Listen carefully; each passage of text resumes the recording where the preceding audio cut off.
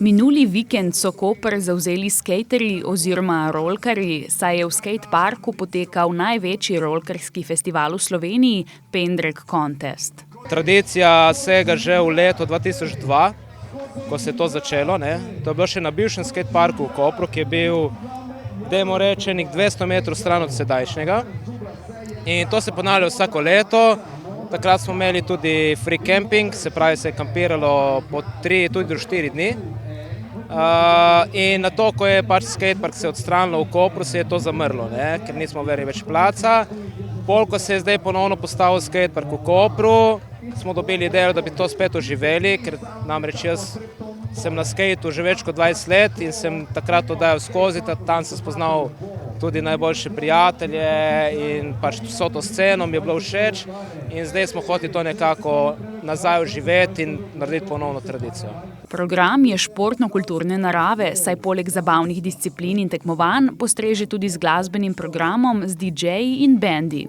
V petek so se udeleženci lahko najprej preizkusili v tapkanju, kjer mora tekmovalec na skejtu priti od točke A do točke B brez poganjanja z nogo. Prav tako so izvedli snake run, kjer se tekmovalcem meri čas od štartne do ciljne točke, ki jo določijo v skateparku. Po označeni poti morajo priti čim hitreje. Glavni del Pendrek Contesta je potekal v soboto, kjer so se pomerili skejterji iz 3 kategorij, in sicer ženske, dečki mlajši od 16 let in starejši od 16 let. Zmagovalec med starejšimi je bil Luka Božič iz Slovenske Bistrice, ki skejta že 11 let. Ful zadovoljen, ker vsako leto sem vedno bil drugi, pa na državnem verjetno 15krat zapored sem bil drugi, tako da sem končno zmagal. Ful zadovoljen. Kakšna je bila konkurenca? Kar huda, tako kot vsako leto, ker Slovenija je tako mala, se mi vsi poznamo, tako da vemo in v bistvu na vseh kontestih so približno isti in se vedno med sabo tekmujemo. Kaj ti je bil danes največji izziv? Največji izziv je bil, ker smo samo eno vožnjo imeli in da zbrati trike, ko veš, da jih bo sfural, ker imaš samo en poskus, tako da to je bilo najtežje. Letošnja novost na Pendrek Contestu je bil tako imenovani stil trik, kjer so morali tekmovalci na kvadratu širine 1x1 meter izvesti svoj najboljši trik. Skaterji so vedno boljši, sploh odkar je postalo to olimpijski šport, kar je bilo pred 2 leti, se je to zgodilo. Marsikdo je vzel to dosti bolj resno in se je lotil dejansko bolj trenirati in vse skupaj. Drugače pa še vedno imaš te core skaterje, ki furejo street, ki furejo bolj zase, ampak komu rekel, danes je bil kar visok nivo skejtanja, bili so najboljši rajderji v Sloveniji, tudi državna prvakinja in državni prvak. Tako da je bilo res, kar se skejtanja tiče, je bilo res marsikaj za videti. Zadnji dan so se skejterji dobesedno podali v morje. Na ploščadi ob mestni plaži Mokra mačka so postavili skakalnico, preko katere so se s skejtom podali v morje, ocenjevali pa so, kdo bo izvedel najboljši trik.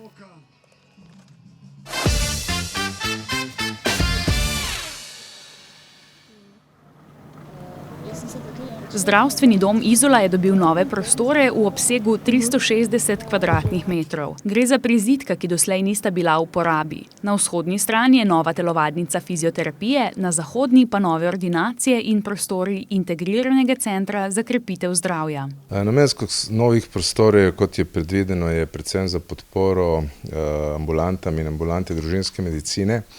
Tu gre predvsem za tudi referenčne ambulante, gre za preventivne ambulante, imeli bomo tudi kliničnega psihologa in tudi en del bo uporabljali za podporo fizioterapiji. V času od načrtovanja zidave obstoječe stavbe je bilo v osnovnem zdravstvu veliko sprememb, vse od uvedbe referenčnih ambulant, novih preventivnih in kurativnih programov, novih standardov in opreme, ki zahteva več prostora in zmogljivosti. Pacientov v Izoli je vedno več, a nova pridobitev ne bo povsem rešila prostorske stiske zdravstvenega doma. Vsaka zadeva, ki se rešuje, se ponovadi rešuje za nazaj, tako da mi nekje zdaj smo precej rešili, smo zelo zadovoljni. Vsekakor pa z našim razvojem v zadnjih 4-5 letih smo prišli nekje z 90 zaposlenih na 150. Imamo še določene probleme, nimamo arhiva primernega, moramo razširiti reševalno postajo, socialno službo Slovenske Istre in še prostore za laboratorij bi mogli nekako povečati, da bi imeli 2 odzemni mesti, da bi hitreje lahko jemali kri, in tudi v razvoju s sodobno medicino se zahtevajo drugačni zdaj že parametri in kriteriji za neko, bi rekel, modern pristop laboratorijskega dela.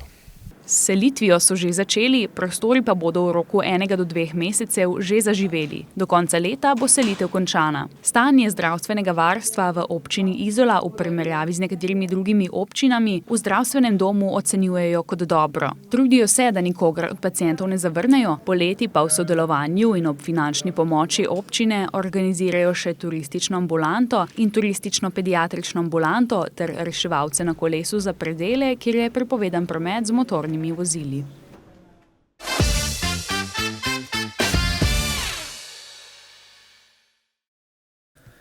Pred slabima 2 tednoma je bil pred Mesečevim zalivom opažen mrtev delfin.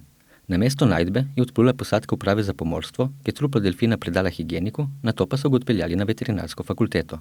Tam so v sodelovanju z društvom Origenus opravili obdukcijo. Vzroka smrti še niso ugotovili, prav tako ni bila mogoča identifikacija trupla. Torej, obdukcija je že bila opravljena, sicer ni bilo videti kakšnih posebnih očitnih znakov, ki bi nakazovali na vzrok smrti, ampak so bakteriološke, virološke in tudi histološke raziskave še vedno v teku na vzorcih, ki smo jih odvzeli, tako da je preuranjeno reči, kaj bi lahko bil vzrok smrti, in tudi, ko bodo te raziskave zaključene, ni nujno, da bomo dejansko vzrok smrti vedeli, Pri razmeroma visokem odstotku poginulih živali pravzaprav nikoli ne ugotovimo, kaj je ta vzrok smrti, sploh, če so trupla že precej razpadla. Po trditvah Genova, delfin ni umrl zaradi starosti, ampak je treba vzrok iskati drugje. Ne, ta žival še ni bila polno odrasla, šlo je za delfina dolžine 2,45 m, kar še ni polno odrasel osebek. In ta vrsta v naravi lahko živi tudi 60 let ali celo več, tako da je šlo za razmeroma mladega delfina. Ne prav da bi rekel mladiča, novorojenčka ali kaj podobnega, ampak še vedno za mladega, neodraslega delfina. Najpogostejši vzrok za smrt so ponavadi razne infekcijske bolezni, ne gre pa izključiti niti človekovega delovanja. Prav najpogostejši vzrok so razne infekcijske bolezni, ki so lahko virusne, bakterijske in podobno, so pa prisotni tudi včasih človeški vplivi. Včasih imamo vzrok smrti zaradi zapletanja v ribiške mreže, včasih pride do vzroka smrti pride do smrti zaradi zaužitja morskih odpadkov, bodisi odpadnih mrež, plastičnih vrečk, drugih plastičnih odpadkov, ki lahko dejansko zamašijo prebavni trakt in onemogočajo prehranjevanje.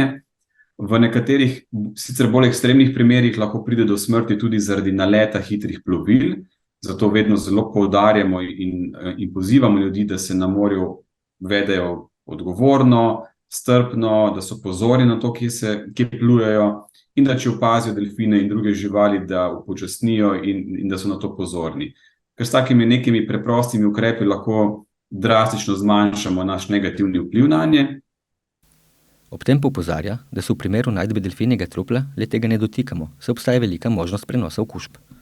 Ja, je možno in zato je vedno potrebno se zavedati kar nekaj stvari. Prva je ta, da če najdemo mrtvega delfina, da omejimo stik, se pravi, se ga ne dotikamo kar vse povprek, vedno uporabljamo zaščitno opremo. In kar je še pomembno vedeti, je, da tudi pri živih delfinih obstaja možnost prenosa različnih bolezni z delfina na človeka in obratno. In da že zaradi tega mi odsvetujemo poskuse plavanja z delfini ali, lupčkanje delfinov in podobno, ker obstaja zelo resna možnost, da dejansko pride do prenosa raznih bakterijskih obolenj, virusnih obolenj, tudi glivičnih obolenj. In pravzaprav obstaja ena bolezen, imenovana lobomikoza ali lakazioza, oba izraza se uporabljata v znanosti, ki je zaenkrat znana samo pri človeku in pri delfinih. In izgleda precej grozno, dejansko je videti kot neka oblika gobavosti. In ta bolezen je zelo kužna, zelo lahko prenosljiva in že zaradi takih zadev ni pametno divje živali, kot so delfini, vseh skušati dotikati ali z njimi plavati.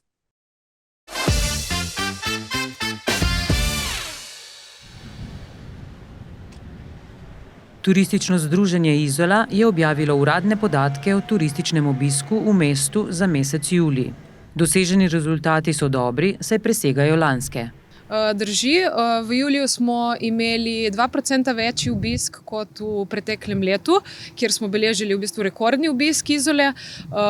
Sicer je kumulativno v prvih 7 mesecih obisk malenkost nižji v primerjavi z lani, ampak se pa pozna, da smo v juniju letos bili v bistvu brez bonov in vreme nam ni bilo tako zelo naklonjeno kot v preteklem letu. Izola je tako v juliju gostila 28.803 turistov, ki so ustvarili 118.149 prenočitev. Povprečno je posamezen gost v Izoli bival dobre 4 dni. Beležimo nekje polovico tujih turistov in pa seveda naših slovenskih gostov. Letos smo zelo veseli, da se ponovno vračajo gostje iz naših primarnih tujih tržišč. V primerjavi z lanskim letom beležimo tudi približno 30% rast strani turistov iz Avstrije in Nemčije.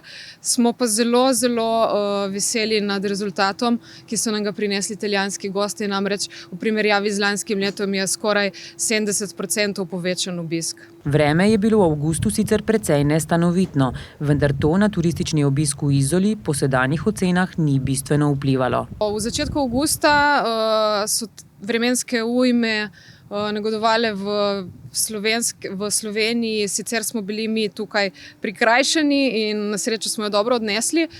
Beležili so predvsem večji obisk, mogoče kampi, ker so se pač seveda turisti odmikali iz krajev, ki so bili prizadeti z te strani. Drugače pa ni bilo nekih pretresljivih sprememb zaradi takšnih podnebnih pojavov. Obetamo si tudi dobro nadaljevanje sezone. V avgustu nam hotelirji poročajo o dobri zasedenosti, celo boljši kot v lanskem letu. Sicer uradnih podatkov še nimamo, bomo malenkost morali počakati za njih. Se pa tudi v septembru napovedujejo dobre številke. Izolsko turistično združenje sicer nadaljuje s promocijskimi aktivnostmi. Pravkar poteka kampanja usmerjena na italijanski in avstrijski trg. Goste želijo spodbuditi k obisku tudi izven poletne sezone. Pomemben del aktivnosti združenja je tudi redno sodelovanje s ponudniki turističnih in gostinskih storitev, s katerimi soustvarjajo turistično ponudbo tako v mestu kot na podeželju.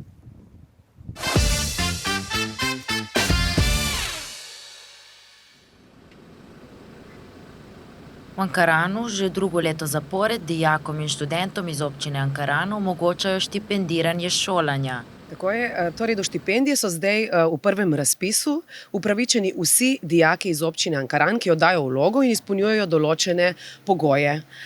Potem septembra pa sledi še razpis za študente, ko so znova po analogiji upravičeni vsi študenti iz občine Ankaran, ki izpolnjujejo določene pogoje.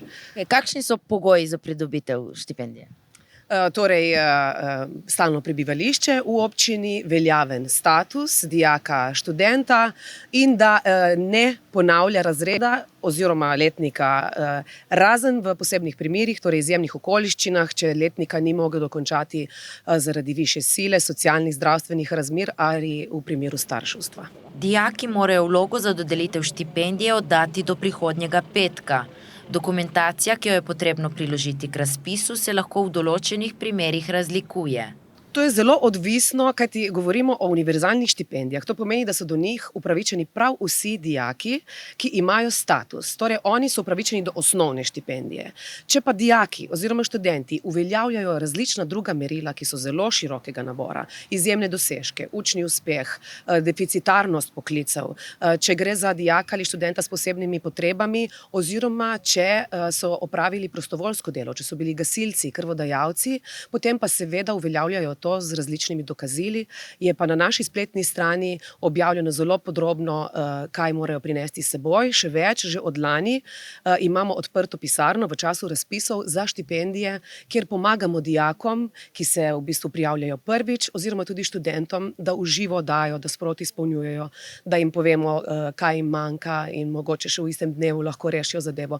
Skratka, da je prijazno za uporabnika. Štipendija občine Ankaran je edina v Sloveniji, ki je namenjena vsem vsem dijakom, ne glede na njihov učni uspeh ali tekmovalne rezultate.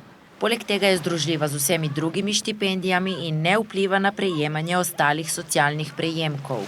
Posebnost naših štipendij je, da niso klasične in da ne gledamo na klasičen vidik uspešnosti mladega človeka, torej klasično bi bilo učni uspeh, kar je seveda pohvalno in to upoštevamo pri samem višanju štipendij, in izjemni dosežki na različnih področjih, torej naravoslovje, znanost, tehnika, umetnost. Gledamo pa tudi vidik sočutja do sočloveka, torej ta družbena angažiranost, tako lahko dijaki, študenti skozi prostovoljno delo naredijo dosti za sočloveka, spoznajo svoje okolje in to je vidik, ki ga poudarjamo in vidimo, da tudi dijaki z veseljem to opravijo, verjamem, da ne zgolj zaradi višanja štipendij. Dodatno merilo za zviševanje osnovne štipendije za dijake je tudi izobraževanje na programih deficitarnih področij. Torej, dijaki in tudi študenti si lahko osnovno štipendijo višajo ne le z učnim uspehom in izjemnimi dosežki, pač pa tudi s šolanjem oziroma študijem za deficitaren poklic. Vsako leto objavimo nabor deficitarnih poklicov, ki jih upoštevamo, in pa z vrsto nastanitve. Torej, če dijak oziroma študent prebiva daleč od doma in ima najemno pogodbo oziroma prebiva v dijaškem domu, ter oddaljenostjo študija, šolanja od kraja bivanja. Vse to se upošteva pri višini štipendije. Zainteresirani lahko vlogo za dodelitev štipendije oddajo s priporočeno pošto, po elektronski pošti ali osebno v pisarni v Domu družbenih dejavnosti v Ankaranu. Obveščeni bodo takoj po zaključku postopka, torej komisija vlogo obravnava, pregleda in potem sestavi seznam upravičencev, ki torej izpolnjujejo pogoje, ovrednoti dosežke v skladu z merili po odloku o štipendiranju in po samem razpisu in nato dijake obvesti z odločbo, jih pozove k sklenitvi pogodbe in potem se začne 12-mesečno štipendiranje. Še en pomemben vidik, ki ga ne gre spregledati, je, da nima kaznovalnega elementa. Torej, če se dijaku ali študentu zalomi in ne dokonča študija oziroma letnika, mu štipendije ni potrebno vračati, tako da se ne obremenjuje ne dijaka, študenta oziroma njihovih družin. Razpisana dokumentacija je do izteka prijavnega roka dosegljiva na spletni strani občine Ankaran. Zainteresirani jo lahko prevzamejo tudi v pisarni v Domu družbenih dejavnosti v Ankaranu.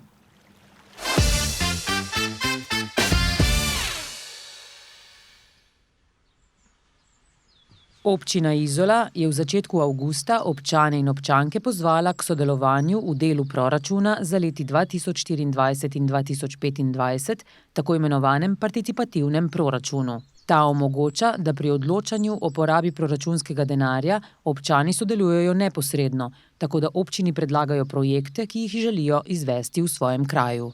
Vloge občina sprejema do 15. septembra letos. Gre za poziv vsem občankam in občanom. Participativni proračun bo dvoletni, to pomeni za leto 2024 in 2025. Vloge za projekte, za katere mislijo, da bi izboljšali v bistvu življenje v izolski občini, lahko odda posamezni občan oziroma skupina občanov, na kar o njih razpravlja posebna komisija in odloči, kateri se bodo uvrstili na glasovanje. Občina je za izvajanje participativnega proračuna območje Izole razdelila na dva področja. Prvo zajema krajevne skupnosti Jagodje, Dobrava in Korte, drugo pa krajevne skupnosti Izola, Staro mesto, Haljetum in Livade. Za vsako enoto je zagotovljeno letno 55.000 evrov, torej 110.000 evrov na letni ravni. Občani bodo na to predvidoma v oktobru glasovali lahko preko spleta za želeni projekt. Vsak občan bo imel na voljo en glas, starejši od 15 let oziroma tisti, ki bodo na ta dan dopolnili 15 let starosti. Namen participativnega proračuna je uresničevanje pobud občanov in občank za večjo kakovost življenja v občini, enakomernejši razvoj naselij v skupnosti in krepitev participacije občanov. Kar se tiče vsebine, je popolnoma neomejeno, je pa finančno omejeno. Torej, projekti se lahko gibajo v vrednosti od 3.000 do 25.000 evrov. Predlagani projekt mora biti skladen z razvojnimi usmeritvami občine in izpolnjevati pogoj, da do sedaj še ni bil vključen v občinski proračun. Za predlagani projekt je potrebno pridobiti predračun oziroma verodostojen popis del, iz katerega mora biti razvidna celotna vrednost projekta. Vloge morajo predlagatelji oddati do 15. septembra, nato pa jih bo pregledala posebna strokovna komisija, ki bo ugotavljala, ali izpolnjujejo vse pogoje. O tem, kateri projekti bodo izbrani, pa bodo odločali občani sami, preko elektronskega glasovanja na spletni strani občine med 2. in 10. oktobrom.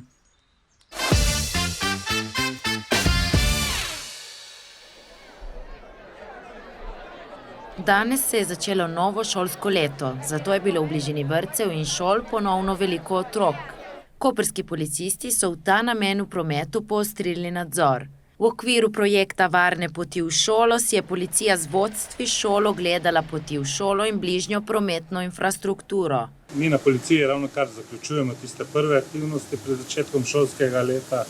Zaključili smo se sestanki po šolah, pregledali smo vse varne poti okrog šol, prometno signalizacijo, upravljalcem cest smo predlagali, če je bilo potrebno kakšne rešitve, naprimer košnja trave, zamenjava prometne signalizacije. V glavnem s temi aktivnosti zdaj zaključujemo in čakamo na prvi šolski dan, ko bomo pospremljali prvošolčke in pa ostale v šoli. Na prvi šolski dan so policisti otroke pospremili do šole, ob tem pa so jim pomagali tudi prostovoljci, ki so prvošolčke spremljali čez prehode za pešce.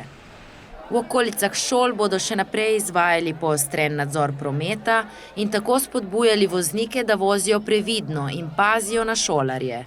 Ob tem policija poziva tudi starše. Poziv staršem naj otroke naučijo, naj jih podučijo, kako hoditi v šolo, za svojim lastnim izgledom seveda pokazati tudi otrokom, kako ravnati, se pripeti z varnostnim pasom in pa seveda poskrbeti, da bo otrok razumel, da bojo vedeli, da otrok razume. Z našo televizijo smo danes zjutraj pred osnovno šolo Koper preverili tudi, kako se na prvi šolski dan počutijo prvošolčki. Dobro. In česa se najbolj veseliš? Šole. Ti reči? V redu. Dobro. In česa se najbolj veselita? Učenja. Igrišča. Dobro. Česa se najbolj veseliš? Šolo. Šole. Dobro. In česa se najbolj veseliš? S prijateljem. Da boš videl prijatelja. Česa se pa najbolj veseliš?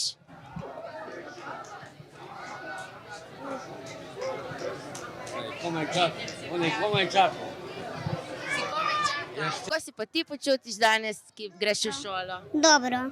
In česa se najbolj veseliš? Torte. Torte? Ja. Super. Kako si počutiš danes tukaj na prvi dan šole? Dobro. In česa se najbolj veseliš? Kaj si komaj čakala?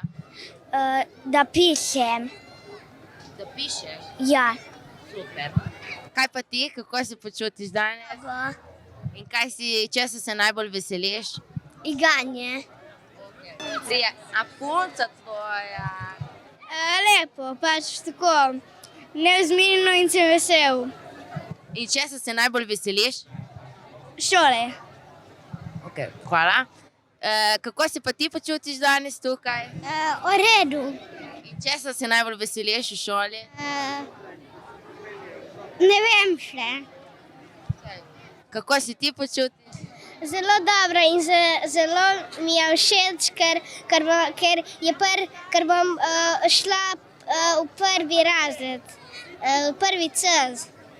In česa se najbolj veseliš, poleg tega, da greš v prvi C? Telovadbe. Vsem prvošolcem in pa tudi ostalim šolarjem želimo srečno in uspešno novo šolsko leto.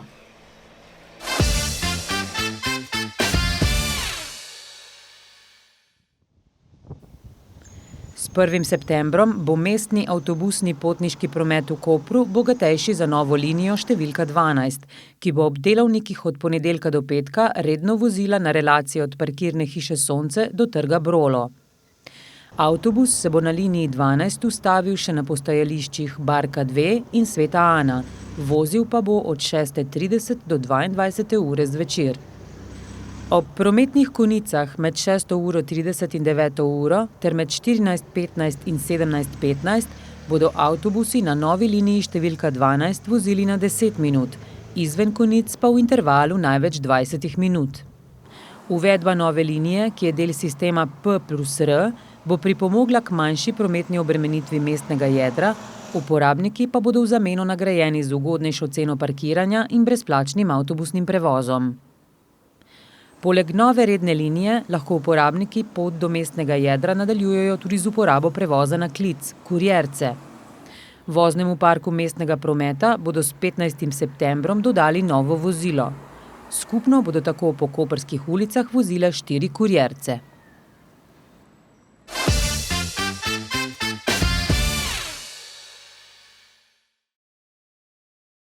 V razstavnem prostoru skladišča Libertas je na ogled fotografska razstava 31 let sramote avtorja Borata Krajnca. Razstava opozarja na sramoten dogodek, ko se je zaradi nekaj znanih posameznikov in ob sodelovanju preveč ubogljivih uradnikov zgodil nezakoniti izbris 25.671 stalnih prebivalcev in prebivalk Slovenije. S tem dejanjem so izgubili številne pravice. Delodajalci so morali z njimi prekiniti zaposlitve, saj niso imeli več pravnega statusa, ostali so brez dokumentov. Mislim, konkretna posledica tega izbrisa je bila v bistvu kompletna zamenjava države, v kateri smo živeli do tega časa. Tukaj se enemu otroku, ki prehaja iz 4. v 5. razred, se v bistvu celoten koncept nekega socialnega kroga, ki se mu reče država, spremeni. Prej smo bili vsi eno Jugoslavija, zdaj smo Slovenija. Prej smo bili vsi, ki smo se spoznali eno, brez nekih verskih, rasnih, drugačnih sovraštev, bi predvsem temu rekel, ker smo se zavedali, da smo v teh nekih razlikah, oče iz Srbije, mama iz Slovenije, dva različna jezika, ampak nisem na to nič gledala. Tudi spomnim se, da ne vem, dostikrat je bilo meni beda, veš, ko se pogovarjamo zdaj v tej čefurščini, ampak ne vem, poslušamo neko čefursko muziko, dajmo, veš, nekaj našega in zdaj, veš, v tem twistu neke nove države in nekih 10-dnevnih spopadov, s temu v bistvu lahko tako rečemo, glede na razsežnosti vojne, ki so, nažalost, se potem v bistvu spreminja cel ta koncept te države, ki jo ti poznaš, in nosi novo ime, se ni toliko novo, živeli smo v Republiki Sloveniji, zdaj je to država Slovenija, ampak vse ostalo je noviteta. Mi smo zdaj na novo sovraženi ljudje v tej državi. Mi smo zdaj na novo neenakopravni, neenakovredni, predvsem ljudje v tej državi. Ta jezik ali ta jezik glasbe ali sporazumevanja, ki je bil še par mesecev nazaj skupen, je zdaj tematika sovraštva. Priješ v lokal, rečeš, da ima en komad od Bajage, pa ti prebejo nazaj, teh čefurijo pa kle več ne poslušamo. Začenja se nekaj, kar je novega, kako bi temu zdaj rekel, ali ekstremni desnicizem ali pa nacionalizem, ki začne sejati neko sovraštvo, ne vem, krhajo se odnosi v družinah, predvsem so to čutile družine iz mešanih zakonov. Mnoge so tudi izgnali iz države. Očeta so takrat izgnali v Srbijo z zelo grdimi besedami in ocenjevanji, ne samo mojega očeta, mnogo takih očet so izgnali dol v Srbijo, ne samo, da so želeli njih izgnati v Srbijo, z njimi so tudi družine njegove izgnanja v Srbijo. In preprosto, ko je oče zrihtal srbske dokumente, pa so še prišel nazaj, kjer ga ponovno kljub vizi niso želeli spustiti v državo Slovenijo. Ravno včeraj smo obujali spomine za še eno gospo, ki je bila izbrisana, kako kljub veljavnim vizam te osebe niso bile spuščene čez mejo. Določenim je to uspelo, ko so žene prišle po njih, določeni so bili pa izgnani nazaj v Srbijo oziroma v druge kraje, kjer upamo, da jih ni vojna prizadela. In za mnogimi se je po izgonu izgubila sleherna sled. Največji zločini, ki so se pri tem dogajali, bi jaz rad izpostavil tudi zgodbo gospoda Predraga iz Celja, kajti mnogi te izbrisani so se skrivali pred policijo, ker policija je delala ravno ta teror nad njimi, kot so delale te vojske, samo da jih niso direktno ubili, pohapsili so jih, kakor za čas gestapa, predali so jih na neko mejo in tam so se pol delali te ljudi. In zgodba Predraga je takšna, da so ga policisti v Celju popisali, videli, da je izbrisan, odpeljali so ga na hrvaško mejo, čeprav ta model ni bil, ne vem, koliko let na Hrvaškem, celo družino ima v Sloveniji. To, kar je najbolj sporno, je, da je na Hrvaškem v tem času divjala vojna med Srbi in Hrvati in oni so njega predali v roke hrvaškim policistom na slovenski meji. Za tem človekom se je izgubila vsaka sled, čez 15 let se je DNK analiza njegovega trupla pokazala na enem od množičnih grobišč. Navkljub več sodbam, ki so ugotovile protipravnost dejanja, pa posledice kršitev še niso odpravljene. In prav na to opozarja omenjena razstava. Izbris še traja. 26. februarja, ko mi vsako leto obeležujemo teden izbrisa in če samo preberete komentarje pod našimi javnimi nastopi, vam bo jasno, kako še danes ta država razmišlja, oziroma kar večina ljudi v tej državi razmišlja, da se izbris prvotno ni zgodil, kljub dvem sodbam Ustavnega sodišča Republike Slovenije in sodišča za človekove pravice, ki to dokazuje. Ljudje še zmeraj tega ne dojemajo. Tisto, kar najbolj boli, je, da ljudje še danes ne dojemajo, da tukaj ni šlo za izbris nekega državljanstva ali pa neko, mi pa nismo hoteli državljanstvo. Ti ljudje so imeli pravico do bivanja in ta pravica je bila njim odvzeta. Dokument, ki so ga uničevali na upravnih enotah, je kaznivo dejanje, za katero še danes ni noben odgovarjal, kajti dokument te države je bil še kako veljaven in dejansko se veliko in ogromno beguncev naredili med temi izbrisani v Sloveniji, kateri so mnogi med njimi potem tudi šli čez azilne postopke in tvorijo kar velik procent tiste številke. Pomagali smo 77,000 beguncem iz Bosne. Našim staršem ne da ni bila odvzeta samo pravica, človečnost, obstoj, njim so bile odvzete delovne dobe, odvzete so jim bile pokojnine, odvzeta jim je bila možnost, da vzgajajo svoje otroke v tem okolju. In zdaj, ko se pogovarjamo o odškodninah, v našem primeru to, kar moj oče terja, ne terja nobene odškodnine, ker je bilo tako strašno smešno, terja 7 let svoje pokojnine. 16 let se je on naknadno po državljanstvu tožil za pravico do svoje pokojnine in mnogi ljudje našega porekla so v bistvu tudi, ko so dobili državljanstvo, jim je bila odvzeta pravica za pokojnino in ko so te pokojnine kasneje, čez 7, 10, 16 let, kot je v primeru mojega očeta dobivali, so tem ljudem izmerjene nižje pokojnine, kot so si jih zaslužili. In zdaj, da ti nekdo kot odškodnino nekaj takega naredi, se pravi, temu človeku je bila odvzeta možnost službe.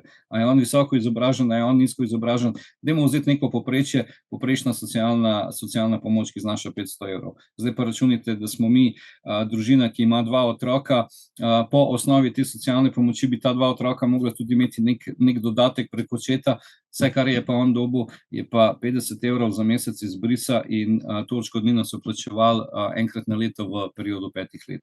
Razstava bo v skladišču Libertas na ogled do 13. septembra.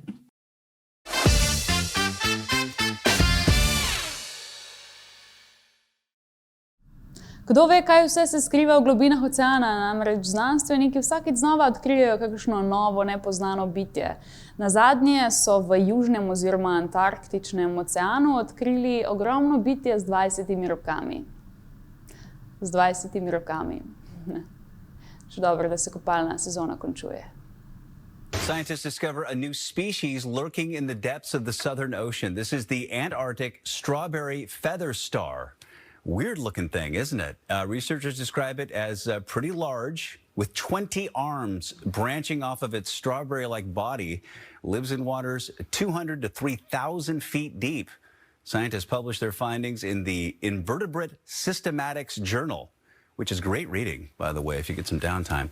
They say that they have been on several research expeditions since 2008. What a weird looking thing that is.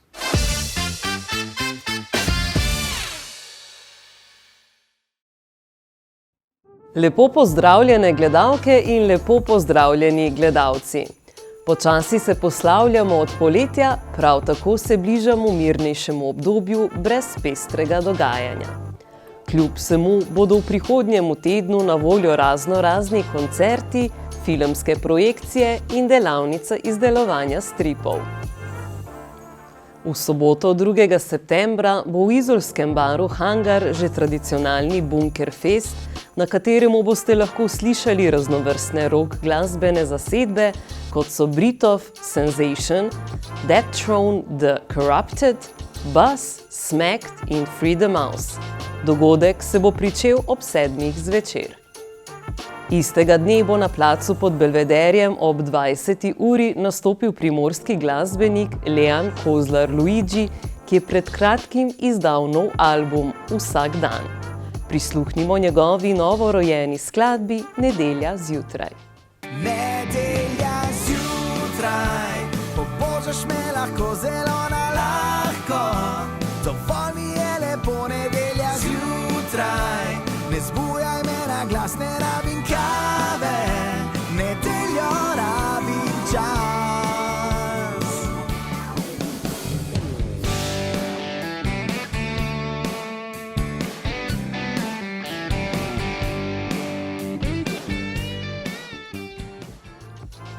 Prav tako v soboto se bo v Pregari odvijala filmska projekcija dokumentarnega filma Poletje 91.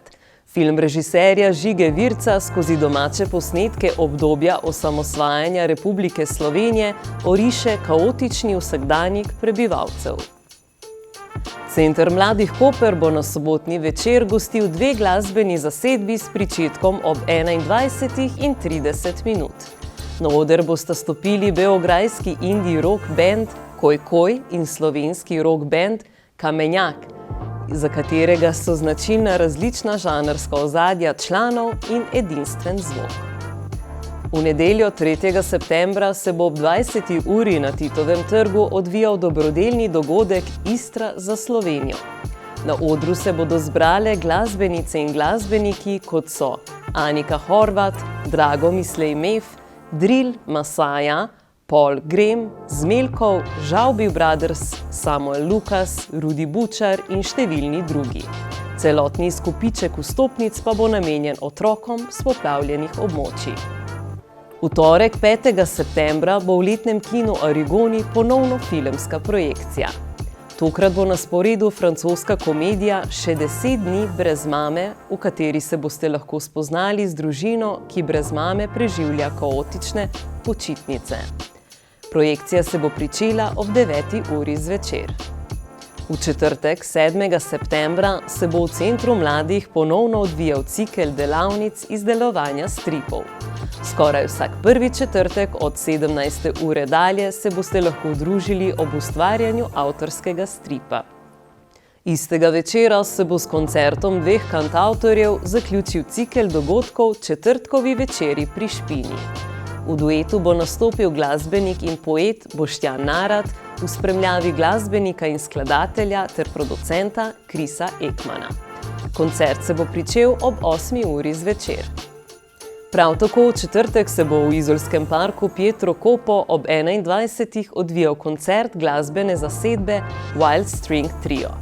Zasedba je kombinacija akustičnih glasbenikov, za katere je značilna pestra mešanica balkanskih ritmov, funk riffov, jazz improvizacije, flamenka in keltskih pesmi. Zadnji dogodek, ki se odvija v četrtek, pa bo potekal v Koprskem pokrajinskem muzeju. Tokrat bo na sporedu duhovit dokumentarni film Knjigam in ženskam pojem, ki oriše mnoge življenjske izkušnje žensk. Projekcija se bo pričela ob 21:30 minut. V petek, 8. septembra, se bo v izolskem baru Hangar ob 8. uri zvečer ponovno odvijal koncert. Na oder bo stopila lokalna rock glasbena zasedba Paranoise in pa Cowboys from Hell, ki so pred kratkim izdali novo avtorsko skladbo Leave Me Alone.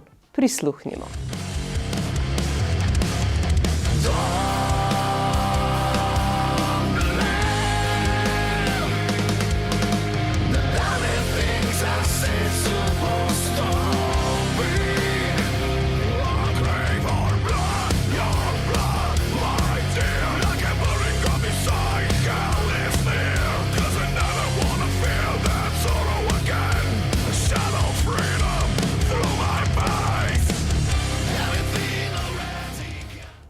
Najlepša hvala za pozornost in se vidimo prihodnji teden.